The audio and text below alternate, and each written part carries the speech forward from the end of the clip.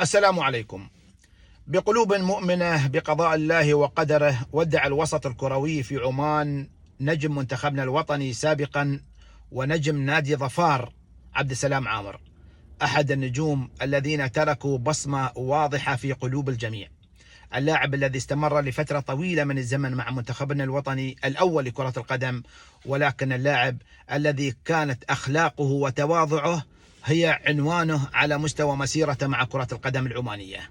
اللاعب الذي ترك دنيانا بعمر 36 من العمر، اللاعب الذي ترك كرة القدم ببصمة رائعة جدا وبتتويج مع فريقه نادي ظفار بكأس السوبر يوم الثلاثاء قبل الماضي، وتحديدا يوم 14 من شهر يناير الجاري، عندما توج ظفار بكأس السوبر للمرة الخامسة في تاريخه. وكان لعبد السلام عامر هذا الظهور الأخير إعلاميا. لمن تهدى اللقب؟ والله دي إلى والدي والوالدة الله يحفظهم إن شاء الله، وإلى أولادي وإلى جميع جمهور ظفار إن شاء الله.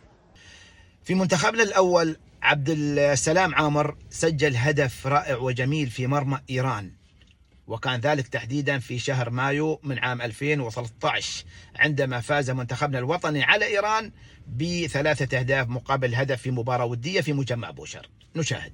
يجب بأن تكون متساوية يقول لمو. لدينا كرة الآن، الله! قذيفة من مين؟ من عبد السلام عامر. تاريخيا لعبد السلام عامر بصمات رائعة جدا مع العديد من الأندية الخليجية التي تواجد فيها، بدءا من نادي العروبة في عمان، انتقالا إلى النادي الرائد السعودي، ومن الرائد الكويتي، ثم بني ياس الإماراتي، وأخيرا نادي ظفار العماني.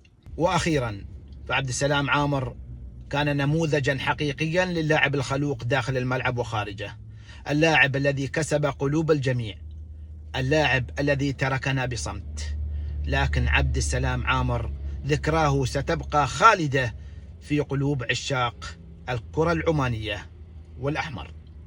إلى اللقاء.